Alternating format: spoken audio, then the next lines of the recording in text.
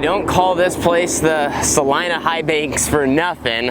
What a racetrack we got here behind me. First time walking up and looking at it, and then also just the facility. This place is super, super clean.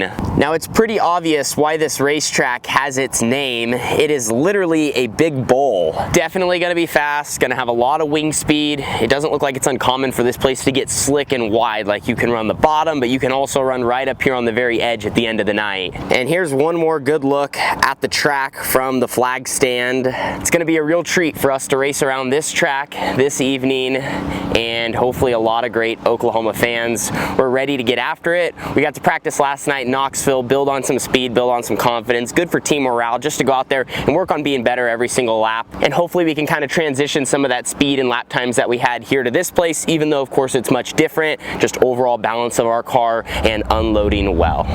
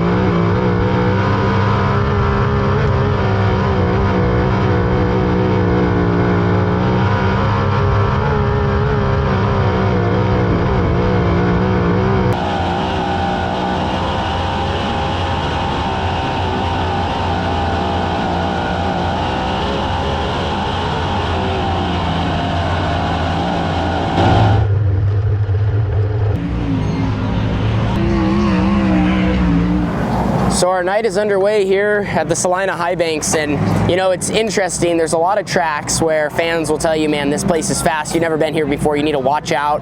And most places, I mean, you know, maybe for a lap or just for a split second when you get on the gas, but you adapt pretty quick. This is the fastest it's felt like I've went in a winged sprint car in a long time, if not ever. My hot lap session, I was like, man, I feel like you got to hold your head up. Like your car, literally, you can feel the winged over, and like the second you blink going into the corner, the car darts left. It's a pretty gnarly feeling, it really is. And then for qualifying, I had to kind of like double take and like, is my motor running all the way? Like, does this thing don't feel as fast? So it slowed down quickly, but the hot lap session, you know, like felt like I was moving. So overall, we were 10th quick in our in qualifying out of 30 cars. I felt like we were just about as good as we could have been. A 10th to our lap time would have put us into the top 3, top 5. So we're right there knocking on the door with you know, having really good speed. It's just, you know, little things getting around the racetrack. I think if I could have got off of 4, a little straighter and a little lower, that would have you know, put me closer to the top. Overall though, happy with the balance of our car. We haven't really made many changes.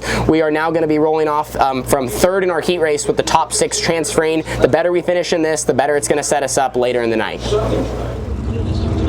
Salina Highbanks Speedway.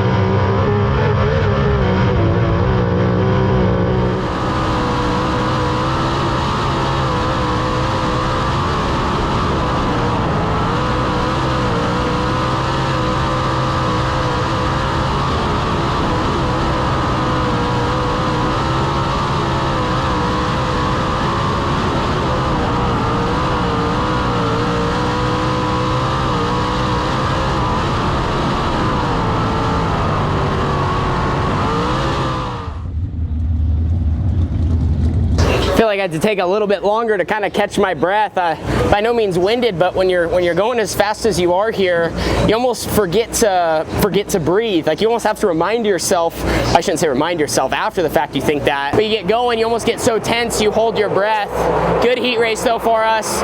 You know, didn't fire off great off of turn 4. I mean, we were okay, but it put us in a great position where Brian Brown got the lead from the outside front row. Brad was just a little ahead of me, but kind of the bottom lane opened up, and I had enough room kind of between all those three where I wasn't boxed in, and I drove in with wing speed and stuck it, and then technically went from 4th to 2nd there just because Brad had a nose on me, and was able to finish 2nd in the heat. We were the first ones out there, so I'm going to head up and watch the rest, but that puts us in a great spot. We should be starting in the top 10. Pretty happy with my race car for the most part. We're definitely going to have to fine tune those. The track loses grip, but I don't really see how this place is going to slow down a ton. Still going to be a lot about momentum and carrying good wing speed and just being able to kind of maneuver between all the lanes as it widens out. So here's kind of a look at the track after heat race competition.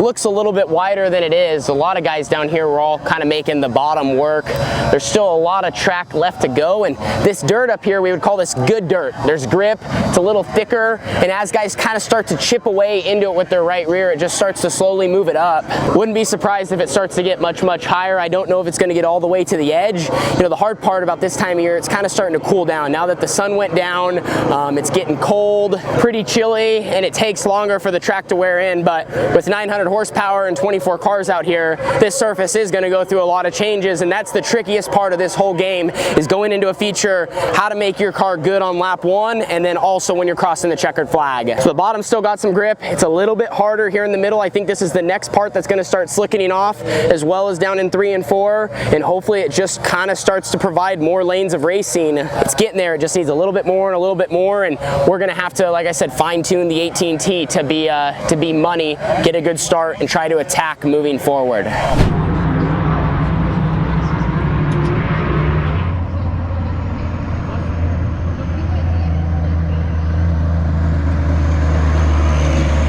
So they ended up doing a little bit of track prep before the feature. We're about to push out now, rolling off from 7th.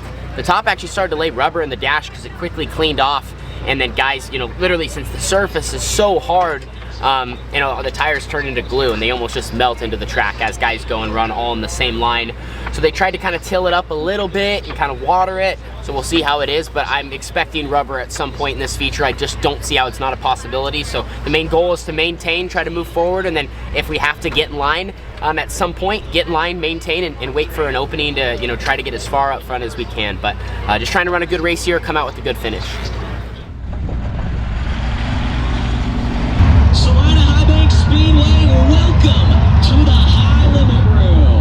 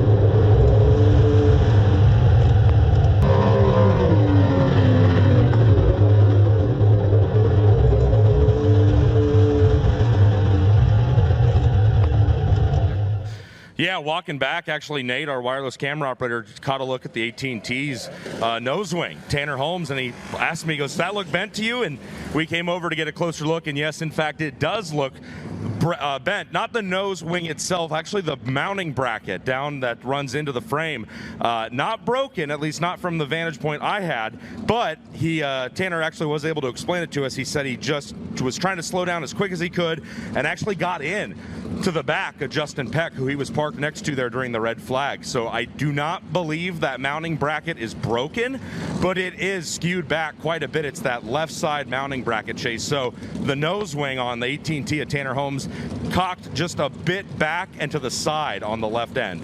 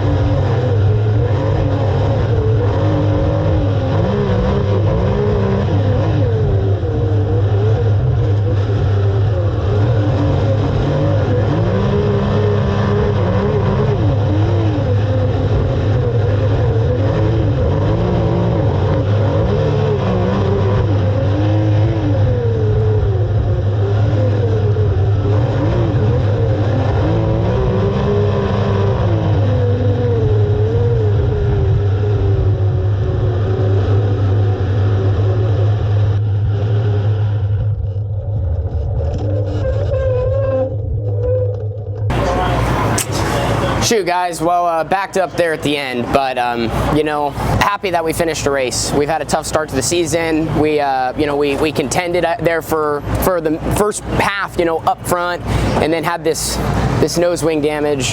Happy this thing stayed on there. I wasn't sure, but I was too far up front to pull off. That was kind of that was the situation. It was, you know, it wasn't anyone's fault, and I won't even take the blame on that one. I was right behind Brown and Peck, and the red came out because McFadden flipped, and they must have been able to see him because it was in 3 and 4, and we were entering that corner, and I had just got a run on the 13, and they hadn't said red yet in our ear, and they said red after, like, I started welling up because I'm like, oh shoot, did Peck have a problem, or did Brown? Like, it was confusing. They obviously both, you know, saw it happen maybe because it was ahead of them, but they were blocking my vision, so I started slowing up as I was about to close in, but I couldn't in time and knock the nose wing sideways. And that's huge. That killed me. I still ran a couple good laps after and was doing my best, and then there at the end it probably just got the best of me. I didn't adjust enough with my car. I still could have ran better. The nose wing hindered our situation, but I probably just got my wing too far back there, you know, from the middle part of the race, and I messed up a couple laps in 3 and 4. I was trying to hit the bottom, and I was trying to move around because I had a car or two go by, and I just could not hit the bottom in 3 and 4, and I just lost so much momentum.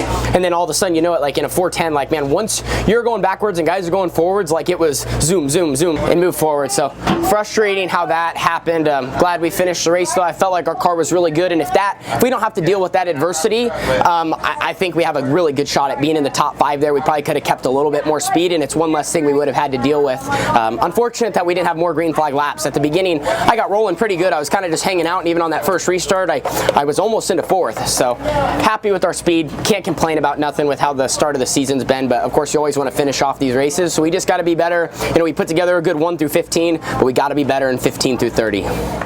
So as we close this one out here at the Salina Highbanks and sitting here just looking at this place, it's one of the craziest tracks I've ever been to, and I've probably came to the conclusion that this is the fastest track I have ever ran. Probably legit is the fastest. Like, you know, some places just feel quick, but I think overall average speed, how you get around, like, it's probably the fastest. Luckily for the gaming event, it kind of hardened up and slowed down just a little bit, but man, still with the banking, you can really carry some momentum. And that's where I'm on the fence, and granted, I've always been more probably of a little bit of a conservative driver, but I almost feel like this is a too fast for wing 410 sprint cars, at least early in the night. I mean, hot laps, it feels like your head and your eyes are rattling, and you're just holding on, but that's how it goes. Sometimes you have to go to tracks like that, and it's not always the most fun for a driver. It's actually a little more mental, because you're like, man, I gotta go out there and do my job. I gotta go do my job, even though you feel more at risk. But like I said, you can't think of it that way. You just gotta go out there and give it your best. As far as tonight, again, you know, disappointing that I think what could have been a good finish turned out to be outside the top 10.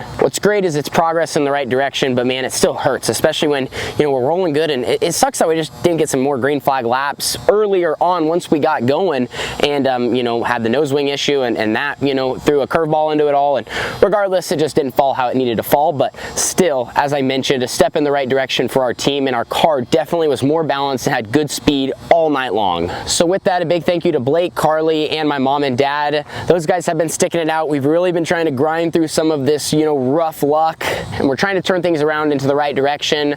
Also, a big shout out to all of our partners. Our race team would not be running without all the people we have behind us. The Boss, Shane DeWald Trucking, S-Tech, Veenendahl Trucking, Carbon Works LLC, Fast 4 Media, Pit Stop USA, Earth Environmental, Canopy Country, Triple X, Tide 22, Champion Car Wash, Rod End Supply, and ABC Powder Coating, Orville Tax, and Bullseye Design and Print.